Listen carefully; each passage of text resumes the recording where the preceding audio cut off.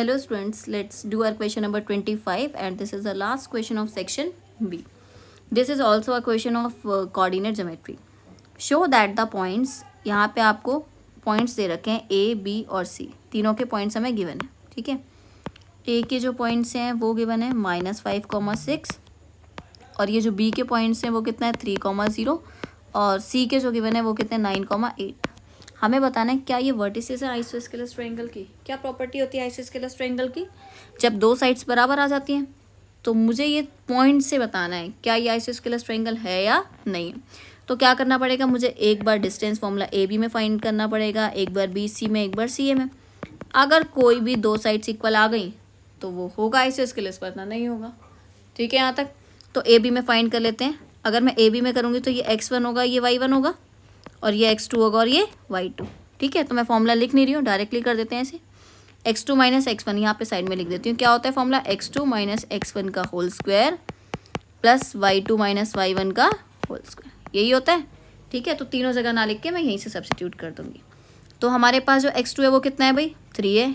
Minus करना है क्या x1 ऑलरेडी माइनस है तो ये क्या बन जाएगा प्लस, क्योंकि देखो फॉर्मूले में माइनस होता है और एक माइनस ये आ गया x1 का, तो माइनस माइनस प्लस, फिर प्लस y2 कितना है 0 और y1 कितना है 6. इसका स्क्वायर कर दें, सॉल्व कर देते हैं पहले से ही.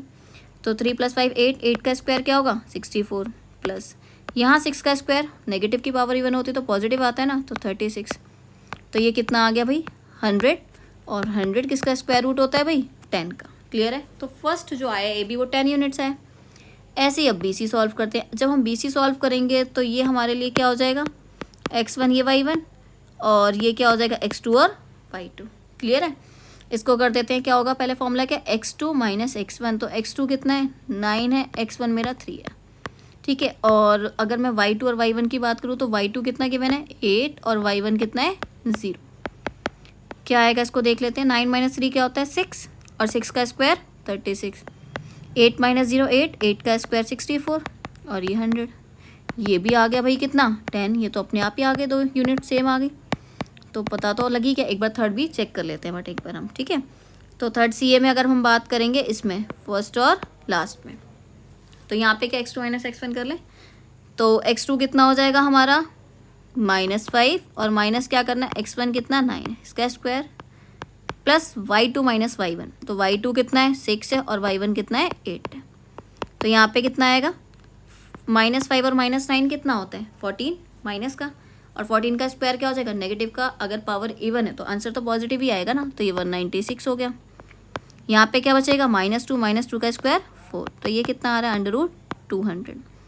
तो ये जो सॉल्व करके आएगा, जैसे इसे हम क्या लिख सकते हैं 2 × 100 लिख सकते हैं रूट के अंदर. जो ये 100 है तो ये तो 10 का होता है, लेकिन अंडर रूट तो किसी का नहीं होता. तो दो साइड्स क्या आ रही हैं भाई सेम आ रही है, थर्ड अलग आ रही है. तो ये क्या माना जाएगा कि जो ये पॉइंट्स हैं ये हमारा क्या है आइसोस्केलस ट्रायंगल, क्योंकि जब दो साइड सेम होती है तो क्या होती है आइसोस्केलस की प्रॉपर्टी होती है ना.